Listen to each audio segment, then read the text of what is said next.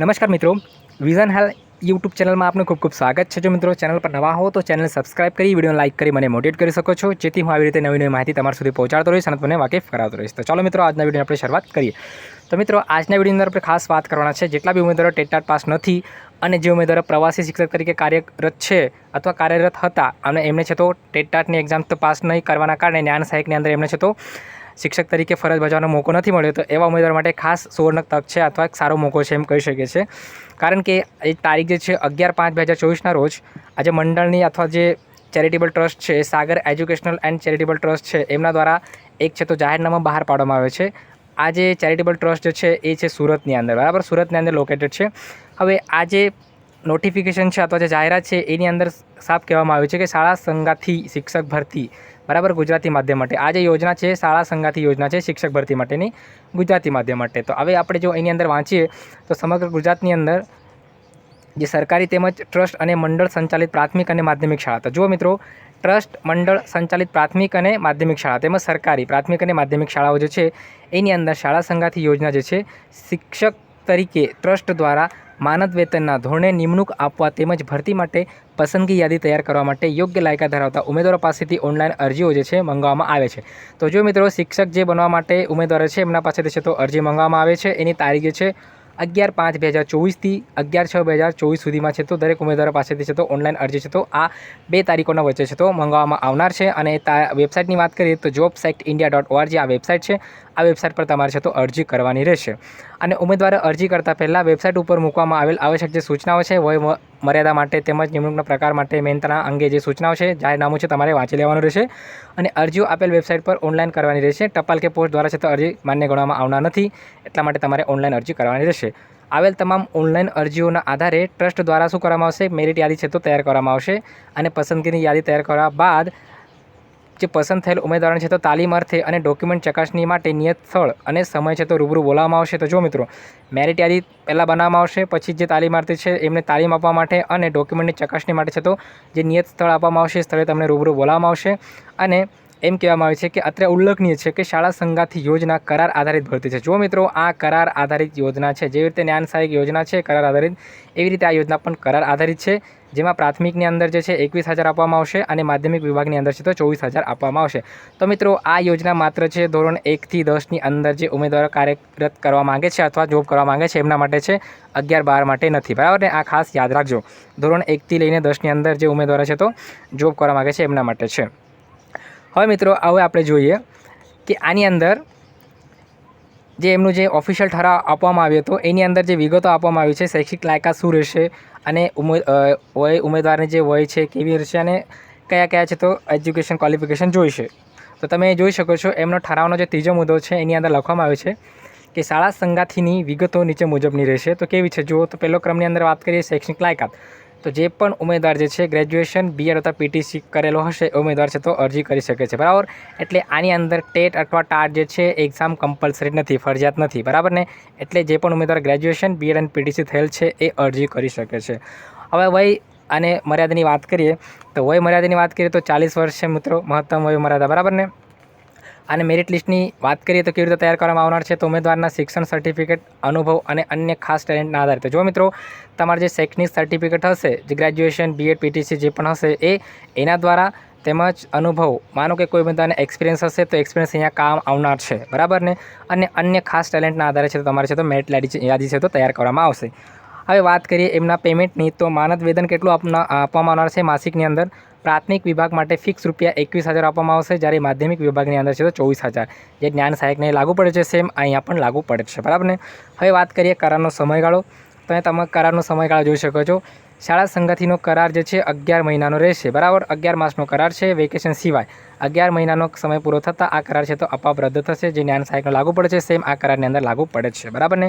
હવે વાત કરીએ કરારની સત્તા અને કામકાજનો સમય, તો કરારની સત્તા કોણ કરી શકે છે અને કામકાજનો સમય કેવો છે, તો કરારની સત્તા જે છે સમગ્ર સત્તા કોની છે, ટ્રસ્ટની રહેશે।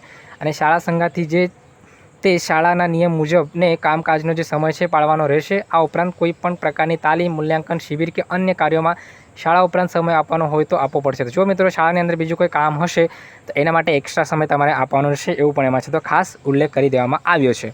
હવે આપણે વાત કરીએ કે આ અરજી તમે ઓનલાઈન કેવી રીતે કરી શકો છો। तो जो मित्रों अरजी करवा माटे तमे शुं करी शको छो, सौथी पहला तमारे छे तो आ वेबसाइट है jobsectindia.org पर जवानुं रहेशे।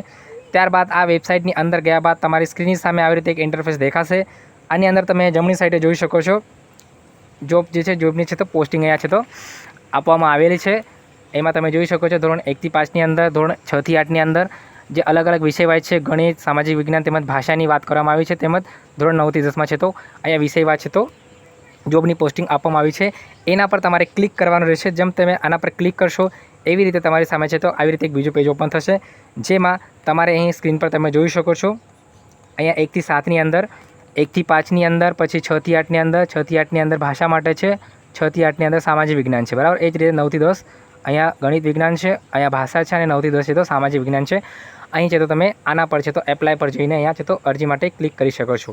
અને મિત્રો ખાસ જણાવી દો કે જે બી ઉમેદવાર છે કેટેગરીને, બરાબર, SC ST હોય કે પછી OBC હોય કે પછી જનરલ કેટેગરીના વિદ્યાર્થી હોય, બરાબર ને, તો દરેક ઉમેદવાર માટે જે છે એની જે એપ્લિકેશન ફી છે 500, બરાબર, તો 500 રૂપિયા તમારે ફરજિયાત આપવાનું રહેશે। જેમ તમે તમારી લાયકાત મુજબ અહીંયા જે જોબ પર એપ્લાય માટે ક્લિક કરશો તમારી સામે સ્ક્રીન પર છે તો એક એવું પેજ ઓપન થશે। आ पेज पर तमारे अहीं एप्लाय नाव पर जवानुं रहेशे। जेम तमे एप्लाय नाव पर जशो तमारी सामे छे तो एक एवुं पेज ओपन थशे, जेमां तमारे तमारुं अकाउंट क्रिएट करवानुं रहेशे। तो जो तमे नवा हशो तो नवा माटे तमारे छे तो साइनअप करवानुं रहेशे। जेम तमे साइनअप पर अहींया क्लिक करशो, साइनअप कर्या बाद तमारी सामे छे तो स्क्रीन पर आवुं एक पेज ओपन थशे, जेनी अंदर तमारे तमारुं नाम नाखवानुं रहेशे, मोबाइल नंबर नाखवानो रहेशे, ईमेल नाखवानुं रहेशे अने तमे जे पण तमारो पासवर्ड मांगो छो ए पासवर्ड तमारे नाखवानो रहेशे अने त्यारबाद छे तमारे छे तो साइनअप करवानुं रहेशे। जेम तमे साइनअप करशो त्यारबाद तमारी स्क्रीननी सामे छे तो एक एवं पेज आवशे, लॉगिन पेज आवशे अने तमे लॉगिन कर्या बाद छे तो एना बाद तमारे लॉगिन कर्या बाद तमारी स्क्रीननी सामे आवुं पेज ओपन थशे, बराबर। तमारे छे तमारी जे डिटेल्स छे ए डिटेल्स बधी भरवानी रहेशे, जेनी अंदर तमारे तमारुं नाम नाखवानुं रहेशे, फाधर नेम, पछी लास्ट नेम, आ डिटेल्स तमने नाखता आवडशे, बराबर। तेमज तमारुं जे एड्रेस नाखवानुं रहेशे परमानન્ટ अने जे हालनुं एड्रेस छे ते बधुं। त्यारबाद तमारी एज्युकेशन क्वॉलिफिकेशन तमे नीचे अहींया जोई शको छो, एज्युकेशन क्वॉलिफिकेशन नाखवानी रहेशे। एज्युकेशन क्वॉलिफिकेशन कम्प्लीट थया बाद तमे नीचे जोई शको छो तमारे आ फोटोग्राफ तेमज सिग्नेचर नाखवानुं रहेशे।